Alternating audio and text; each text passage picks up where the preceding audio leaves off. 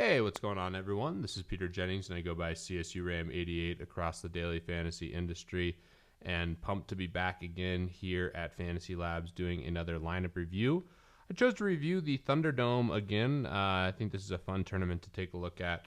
32 people this time, $5,300 buy-in, and single entry, so a lot of fun. And I did not end up cashing here. You can see the payouts right here. First 50K, last spot, 7th and 8th get paid 10K, which is essentially double your buy-in back. And I took 14th. I threw a team in here similar to my cash game with a couple different transitions that ended up working out really poorly. In particular, Allen Robinson, who I'll talk about in a second. But let's take a look here at the team. I used the 3 running backs in pretty much all my lineups with a lot of equity. I thought DeMarco Murray, Spencer Ware, and Jacquizz Rodgers represented basically the best running back value and also just great price and opportunity on DraftKings. In addition to that, I thought A.J. Green, Julio Jones, and Mike Evans were also really chalky, great options. And a lot of people ended up on those guys, and we saw some overlap around the industry. So I tried to be different here because you still are trying to get first. And I do it with the Andy Dalton, A.J. Green stack. And almost always I want to run it back with a player against the team. But it was really hard to take anyone on Cleveland, especially with Terrell Pryor being out. So ended up just doing that stack without running it back. And then I had Allen Robinson. And Allen Robinson, if you listen to the DFS Edge pod or the Fantasy Lab podcast, I was pretty big on Bortles in the passing game. And I was just flat out wrong.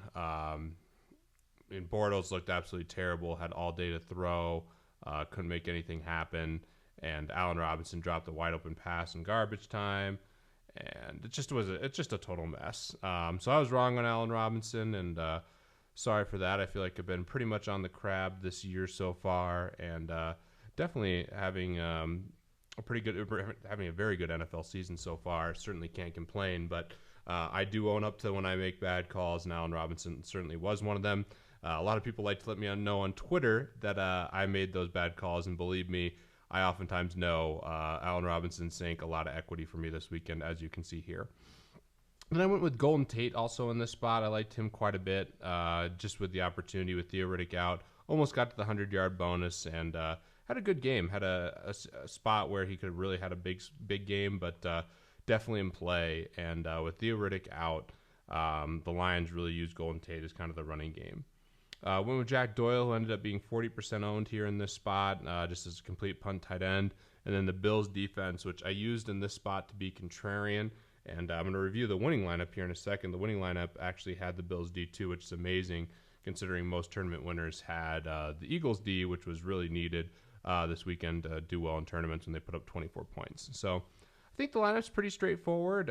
Somewhat of a cash game team with a little wrinkle with Allen Robinson, and that was just kind of a hedge / opportunity. I thought I could put him in a good spot. I really did like him, and again, I was totally wrong on that. Definitely more bearish on the Jags going forward until they prove it.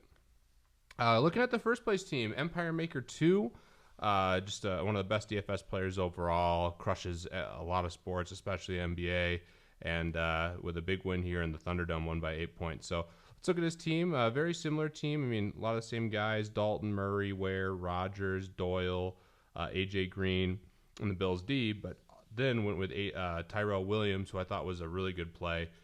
Played Tyrell quite a bit around the industry. Loved him with Matt Ryan stacks and with Phil Rivers, and did consider him in cash as well. Was a little concerned about Trufant on him, but Tyrell is clearly a guy we can look at going forward. Had a huge game, and if we would have gotten to the end zone, would have been one of the critical guys to have, but at that price was still a great play.